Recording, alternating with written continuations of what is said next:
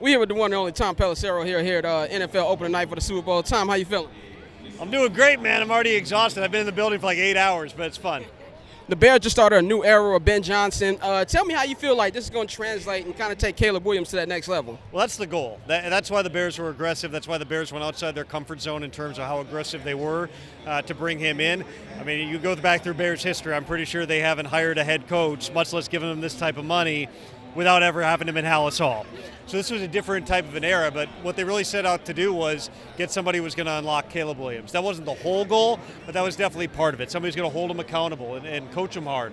Ben Johnson has all those traits, and this is where Ben Johnson wanted to be. I think that's the other really important part of this was there was so much talk about the Raiders, you heard the Jaguars, but Ben Johnson liked the idea, not just for family reasons staying in the Midwest. It was also about the talent, the upside of the quarterback, a blue blood franchise. I mean, this is like a dream type job for Ben.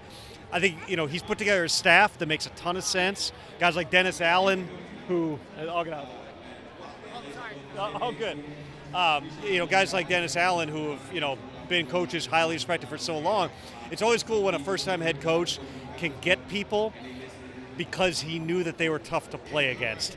That's why he went out and got Dennis Allen here. So it's a long way of saying, we'll see how this works out. You never know. But philosophically, what they did and how they did it made a ton of sense for where the Chicago Bears are right now.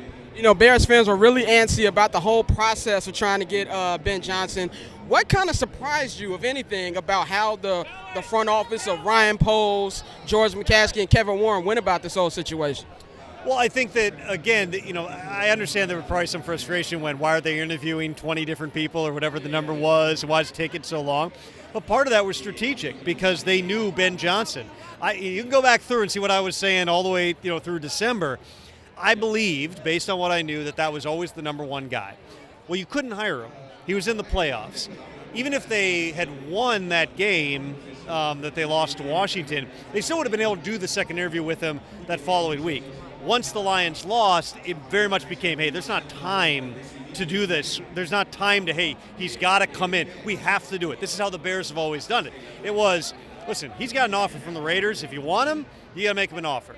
And the Bears, again, did something that was maybe outside their comfort zone and made Ben Johnson a compelling offer. That's where he wanted to be, and they got the job done. So, I think that Kevin Warren and Ryan Poles and the McCaskies, working in concert through the course of this process, they had a vision for what they wanted to do.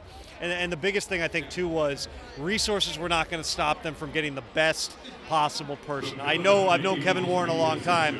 That's the way that his mind thinks, coming from being with the Rams with Dick Vermeil and winning games and winning a Super Bowl. Those are the types of people he was used to being around. He's hoping he got his version of that in Ben Johnson. Appreciate you, man. Thank you. Absolutely. Thank you.